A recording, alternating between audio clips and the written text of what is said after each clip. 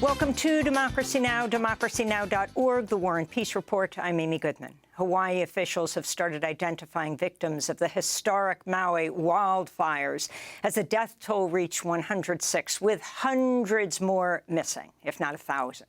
Maui police named the first two victims as 74-year-old Robert Dickman and 79-year-old Buddy Jantak, a beloved musician who once played with bands including Santana.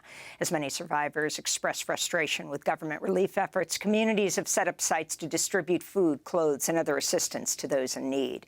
Meanwhile, Hawaiians are sounding the alarm over outsiders who almost immediately started preying on survivors to buy up land and property around the historic town of Lahaina, which was all but decimated in the fires.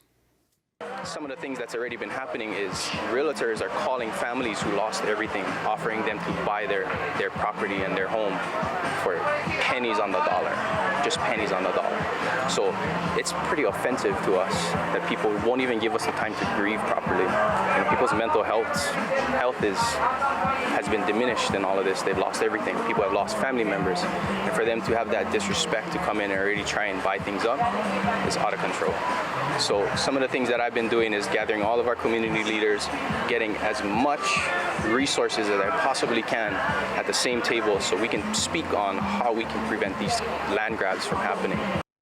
President Biden said Tuesday he will travel to Hawaii as soon as he can, saying he didn't want to interfere with recovery efforts. Tuesday marked 2 years since the return of the Taliban to power in Afghanistan after a failed U.S. invasion and a 2 decades-long occupation. Afghans face spiraling human rights and humanitarian crises made worse by the U.S. refusing to release billions of dollars in Afghan deposits in U.S. banks. And the Taliban's ban on women working in most sectors, preventing the UN and other international aid agencies from delivering services and operating in Afghanistan. Women and girls have largely been erased from public life. This is 24-year-old Hosna in Kabul. I didn't think the Taliban would take over the country one day, and after they succeeded, their restrictions on women have increased day by day and caused us many problems. As far as I'm concerned, the victory day of the Taliban is the worst day for the people of Afghanistan. A UN envoy has called on the International Criminal Court to prosecute Afghan officials for crimes against humanity over their treatment of women and girls. According to the UN, more than 1.6 million Afghans have fled the country in the past 2 years, with Pakistan receiving the highest number of refugees, around 600,000. Meanwhile, tens of thousands of Afghans who are employed by American forces or contractors have been awaiting resettlement in the U.S. or for their visa applications to be processed. Many now say they're stuck in limbo. 18-year-old Marwa, whose father worked as a guard for an American NGO, lives with 11 other family members in a tiny rental near Pakistan's capital, Islamabad, as they await news of their U.S. visas and dwindling savings. Here we only have one room with a kitchen. Our space is very tight. We cannot go back to Afghanistan. My father will be killed. We want to reach our destination as soon as possible to study there because everything is favorable there. We can neither study nor live here and in Afghanistan. Meanwhile, the Committee to Protect Journalists called on the Taliban to end its persecution of journalists, lamenting, quote, Afghanistan's once vibrant free press is a ghost of its former self. In Burma, at least 32 people have been reported dead after a massive landslide Sunday at a jade mine in the town of Pakan.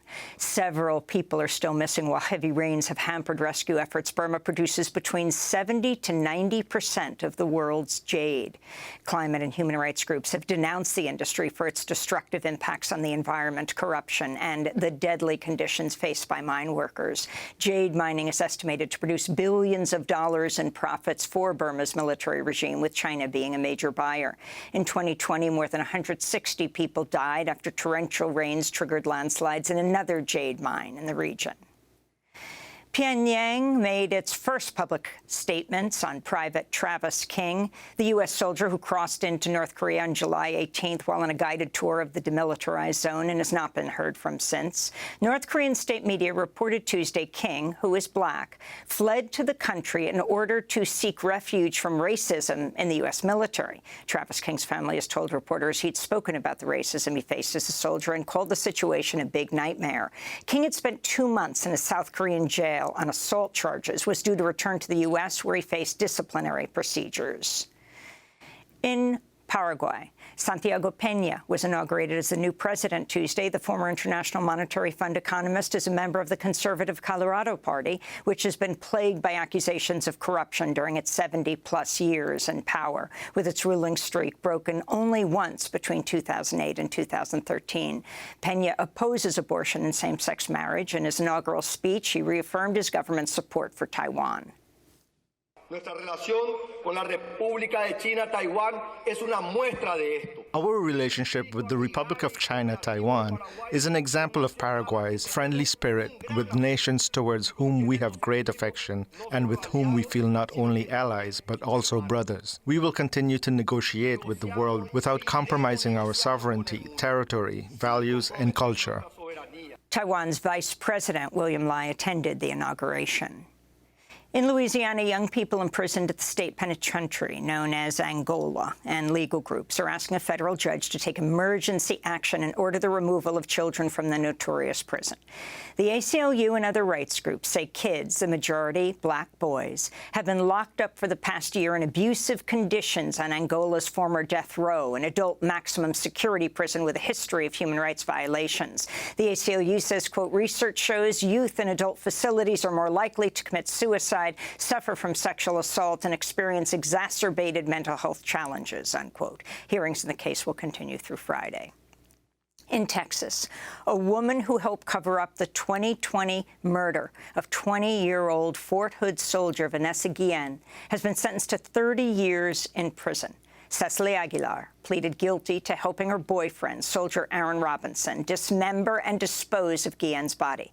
Aguilar was the only person charged in Guillen's murder. Robinson killed himself shortly after being questioned by police. Robinson was accused of bludgeoning Guillen to death in April 2020. She'd spoken out about being sexually harassed at the military base, which was renamed Fort Cavazos earlier this year.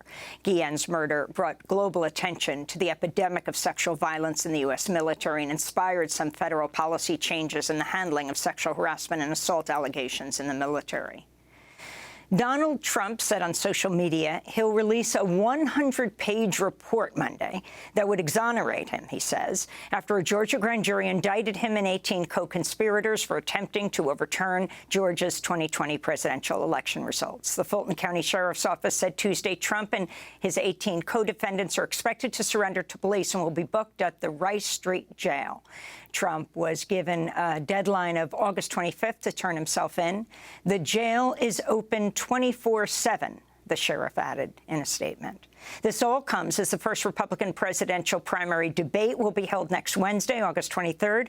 One criterion to appear on the debate stage is a pledge to support whoever emerges as a Republican nominee. Those who otherwise qualify but have not signed the pledge are Donald Trump, former New Jersey Governor Chris Christie, and former Vice President Mike Pence, though he said he will sign. If Trump is the frontrunner, they have to support him. In Illinois, a man has been sentenced to 10 years in prison for the arson of a Planned Parenthood in Peoria. Tyler Massengill admitted to using a homemade explosive to set the clinic on fire in January, just days after Democratic Governor J.B. Pritzker signed into law sweeping protections for people from out of state seeking an abortion in Illinois. Massengill will also have to pay $1.45 million in restitution. The Planned Parenthood clinic plans to reopen in 2024.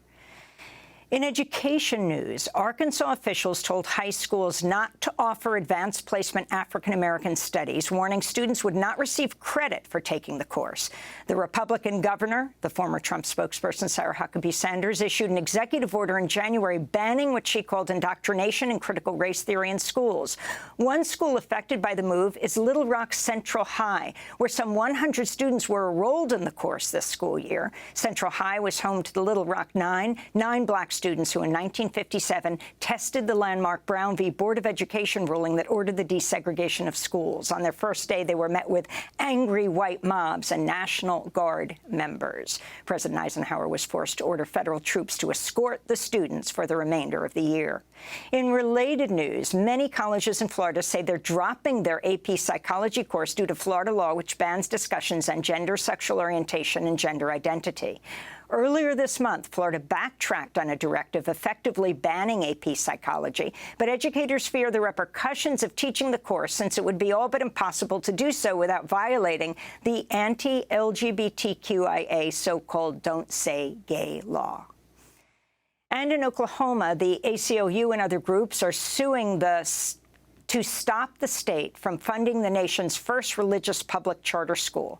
The groups say the St. Isidore of Seville Catholic Virtual School will violate rules for publicly funded schools, including indoctrinating students in religious beliefs and, quote, discriminate in admissions, discipline, and employment based on religion, sexual orientation, gender identity, and other protected characteristics. And those are some of the headlines. This is Democracy Now!, democracynow.org, the War and Peace Report. I'm Amy Goodman.